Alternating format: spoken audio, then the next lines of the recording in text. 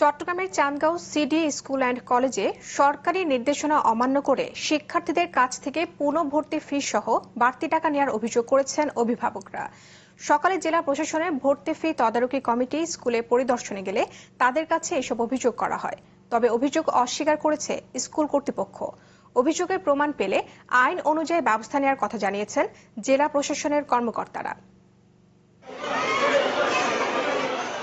চট্টগ্রামে বেসরকারি স্কুলগুলোতে বাড়তি ভর্তি ফি নেওয়ার অভিযোগ খতিয়ে দেখতে সকালে নগরীর চান্দগাঁও সিডি স্কুল অ্যান্ড কলেজে যায় জেলা প্রশাসনের তদারকি কমিটি।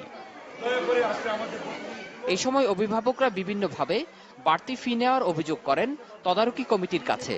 তাদের অভিযোগ, সরকারিভাবে ৩,০০০ টাকার বেশি ভর্তি ফি না নেওয়ার নির্দেশনা থাকলেও তা মানছে না সিডি স্কুল কর্তৃপক্ষ। পাশাপাশি পুরো ভর্তি ফি না নেওয়ার নির্দেশও মানা হচ্ছে না।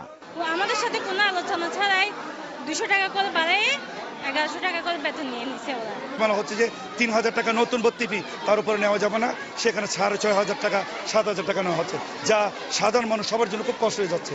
এবং যেটা পুনর্ভর্তি ফি একদম নেওয়া যাবে না বলা হচ্ছে, সেটা আপনারা ৫,৪০০ ৫,৫০০ নিচ্ছেন। তবে বিদ্যালয় কর্তৃপক্ষের দাবি, তারা শিক্ষার্থীদের কাছ থেকে ফি নিচ্ছেন সরকারি নির্দেশনা মেনেই।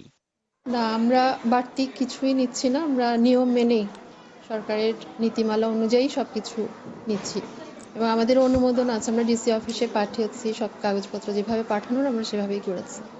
পরিদর্শন দলের নেতৃত্ব দেওয়া নির্বাহী ম্যাজিস্ট্রেট জানান, বাড়তি ফি নেওয়ার বিষয়ে অভিভাবক ও স্কুল কর্তৃপক্ষের বক্তব্য নেওয়া হয়েছে। তবে পুনঃভর্তি ফি নেওয়ার অভিযোগ প্রমাণ হলে ব্যবস্থা নেওয়ার কথা জানান তিনি। আমরা সব পক্ষেরই কাগজপত্র নিচ্ছি, স্কুল কর্তৃপক্ষের বক্তব্য নিয়েছে, ওনারা কিছু ডকুমেন্ট দিয়েছেন। এখন আমরা সব কাগজপত্র যাচাই বাছাই করব, সত্যতা দেখব, তারপর জেলা প্রশাসন এর নেক্সট অ্যাকশনে যাবে। চট্টগ্রামের বেসরকারি স্কুলগুলোতে নতুন শিক্ষাবর্ষে ভর্তির ক্ষেত্রে শিক্ষার্থীদের কাছ থেকে বাড়তি ফি নেওয়ার অভিযোগ খতিয়ে দেখতে গত ১৯ জানুয়ারি থেকে ৫টি তদারকি দল মাঠে নামায় জেলা প্রশাসন। জামশেদুল করিম, চ্যানেল 24, চট্টগ্রাম।